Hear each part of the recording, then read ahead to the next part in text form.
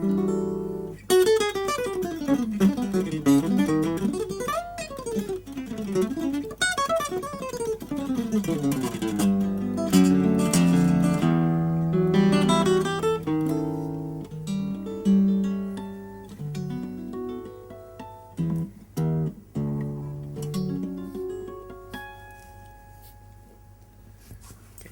สดีครับก็วันนี้ผมอยู่ที่งาน TIJC นะครับที่มหาวิทยาลัยมหิดลครับผมก็วันนี้ผมมีโอกาสได้สัมภาษณ์ Andreas Oberg Trio ครับ Okay, hi.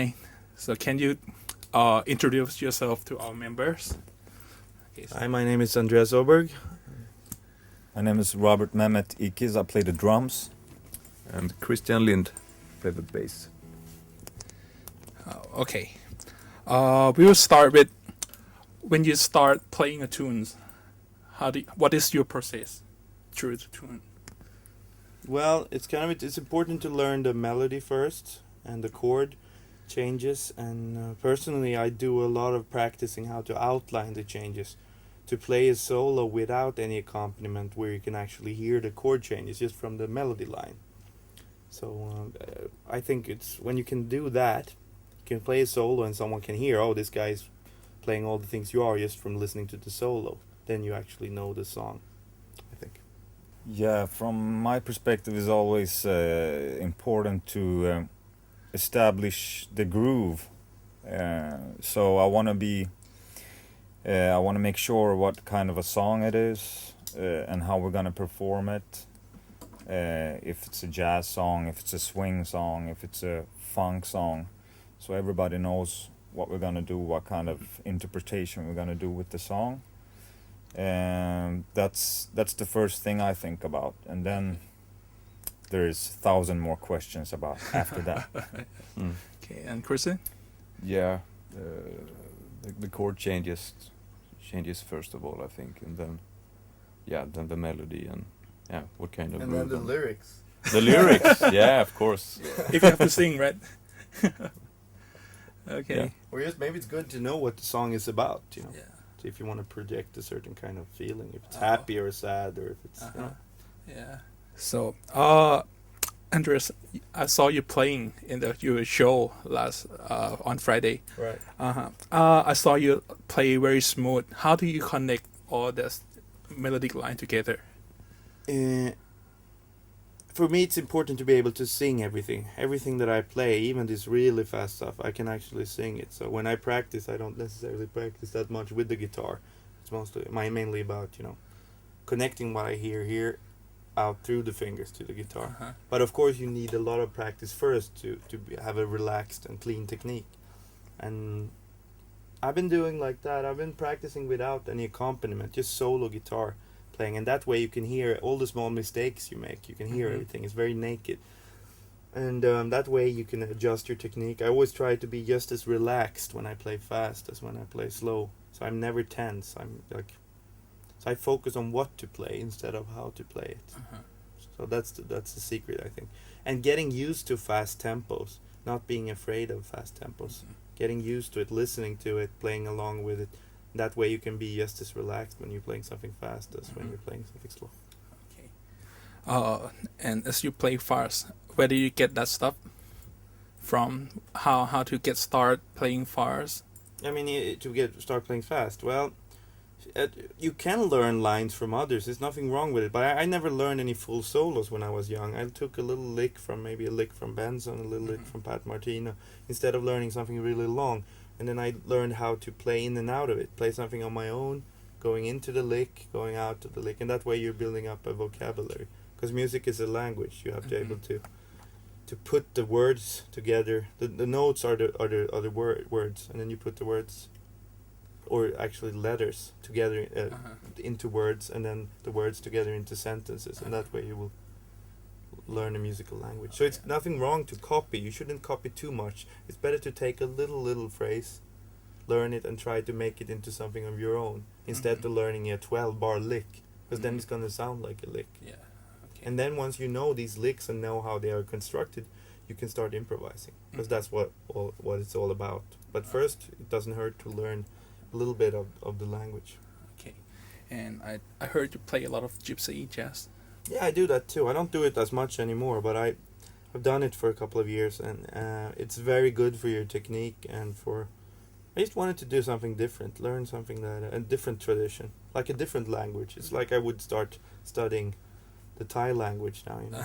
Yeah. And that's the same thing with gypsies. Some words might be the same, but it's very different, and it's a different picking technique too. Yeah. I just wanted to learn something different. Yeah. So as a jazz musician, how to develop yourself? Okay, let's start with Kristin. Well, I think it's important to listen to a lot of different kinds of music, different jazz artists and other styles. I think what would you like to play? What is important for you, and try to be honest to yourself. What do you feel like playing? Okay. Yeah, I personally like many different styles, everything from jazz to rock and in between. So when I'm playing with different bands that are playing all these kind of different styles, and I think playing different styles are always helping. For example, if I play a lot of funk music, it helps my jazz playing, and to play a lot of jazz music, it helps my funk playing as well. So I think it's important to be open for different styles, different genres, and I think that will make a musician more creative. Okay, Andreas. Yeah, I would say I like a lot of different styles too. So like the other guys were saying, it's important to play different kinds of music and improvise. For me, jazz is about improvisation. I can play hip hop, I can play R&B, I can play electronica, but the important thing is I play the guitar and I improvise. So that's me. Jazz is not necessarily jing jing cha jing or a specific style. It's more about an attitude, how you approach a tune or a performance. Okay, so you talk about the approach to the tune. So how did you approach the tune? Like you see like key center, chord change, or sub. Yeah, of course. First, you learn the changes and hear the changes, and then you can start superimposing other chords. So when I do my, for instance, my chord melody solo versions, I change a lot of chords, and when I improvise, even though it says like D minus 7, G 7, C, I can start playing other chords on top of this progression. But first, you need to hear the chord tone. Yeah, the actual progression. And first, so you're aware of it, and then you can start doing other stuff on top of. You can be free. I mean, basically, if you have a good sense for rhythm and melodic and rhythmic motifs, you can actually, when you get very advanced, you can use almost any note and make it sound good if you're convinced enough and do it in a good way. It's all about creating tension and then releasing it. Using tension and then releasing. Okay, but you still you can hear all those tension in your head before you're playing, right? Yeah. That's the way I practice a song. Any standard song, I practice it by singing a solo over a progression. So if you have autumn leaves, for instance, you can play. Yeah, I would start maybe.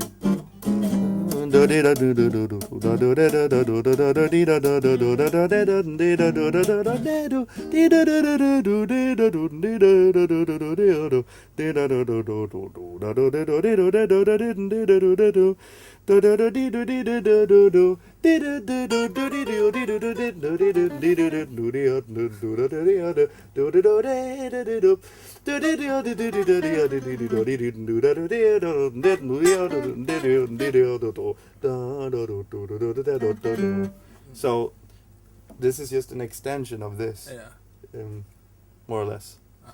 So I'm very, very free with what I play. It all comes from here. Okay, and so how to practice sing fast?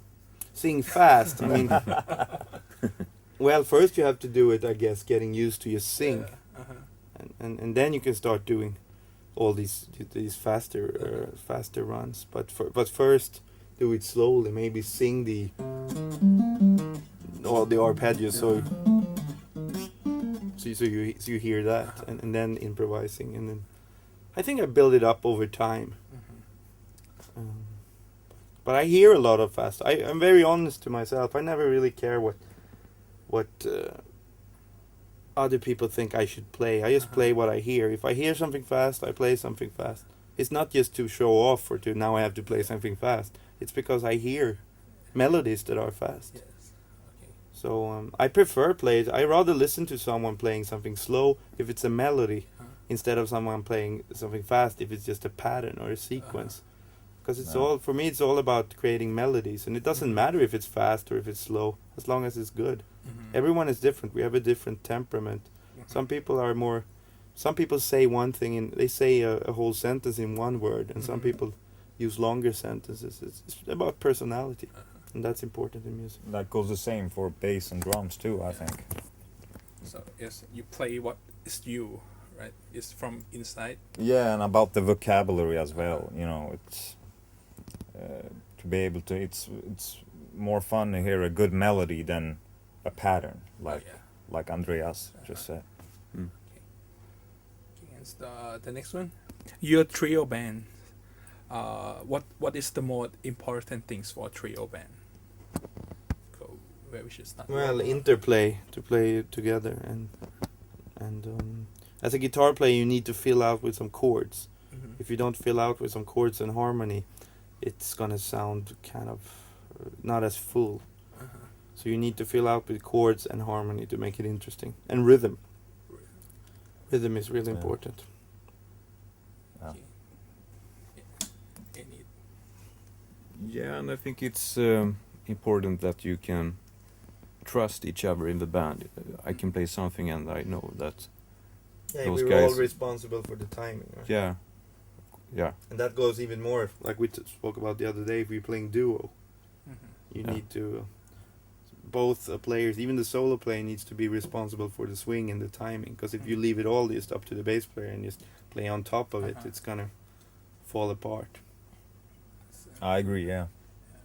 Trust. Yeah, 3 persons. That's not much. We have to trust each other. 100%. Okay, I saw you duo with Betis with Christine on the show. Yeah, I detuned. In this case, I think I detuned down to A. Sometimes I go a full octave. I go down to E, and put both of these bass strings. Oh. And then I practice a lot because I don't like fingerings and positions. So I rather practice a scale, for instance, instead of playing it. So when I practice it, I work this way on the guitar instead of this way. So that's pretty cool when you. So that means that I can play just on one string. I can play pretty cool lines because I'm used to moving this direction instead of. Because if you learn a lot of these positions, your finger's gonna start move the way that you're used to, muscle memory. But if you are free from all the positions, your fingers will move the way that your mind or your ears want it to move. But it's very easy as a guitar player that you get stuck in a specific fingering or pattern, and then you just move it when you change key. So I'm trying to avoid that actually. So and when you play the duo part, the communication is very important, right? Yeah, of course. We were trying to. Maybe I played something and he continued where I ended, and he took off from there, and it's like question and answer and motifs. And that was nothing you guys planned before. It just happened, you know. So Improvisation. yeah. Yeah. Okay. I heard that you have a website. Yeah, I do online teaching now. I just want to promote it a little bit. AndreasGuitarUniverse.com. Okay. And it's very good because it's all a lot of different styles. Jazz, gypsy, blues, pop, rock. It's a lot of the styles that I play, and it starts really basic with the beginner's chords and everything, and then it goes all the way up. It's several hundred lessons. Yeah. And the cool thing is that when you watch these videos as a member, if you subscribe to the site, and it's pretty affordable too, that you can upload your own videos, and I will look at them and give feedback, or make another video, or make a comment with text. And then latest thing is that it's actually compatible with iPad now. So you can actually bring the iPad to your music stand and practice instead of bringing the guitar into the computer room. Yeah. So Okay. the technology is very cool, and it also has a lot of community features. So you can chat with other players from all over the world, forums, ask questions, upload your own songs, videos. It's like a community, and So everyone is very welcome to check it out. Okay, so the last one. What is the most important thing that musician not pay attention to? Well, I think a lot of musicians, especially musicians that study music, they don't really practice ear training as much as they should. I'm not saying that everyone's like that, but a lot of players, they only learn the theory and that they get stuck with Dorian, Mixolydian, Ionian instead of also. It's good to know that. I like theory, but you should combine it with ear training. So Dorian should be like a color or a sound that you can relate to, not just a name or a fingering on the instrument. Okay, Robert. Well, not pay attention to, you said? Yes. Well, I think the other way, what to pay attention to. Okay. I think it's like this school where we are, for example. I think it seems like everybody's jamming with each other, and that's a way of paying attention to each other. And that's very good, to be open to play with everybody. To even a drummer can jam with a cello player or a singer, for example, and that's what's important in a school like this. Yeah, sometimes if you practice a lot, it's easy to forget to just have fun and just enjoy the music, and so I think that's an important thing. Yeah. Okay. Thank you very much. Thank you and so hope much. you Thank you. enjoy Thailand. Absolutely. โอเคครับก็หวังว่าคงจะสนุกกันนะครับ แล้วมารอดูกันว่ากีตาร์ไทยจะพาไปสัมภาษณ์ใครอีกครับ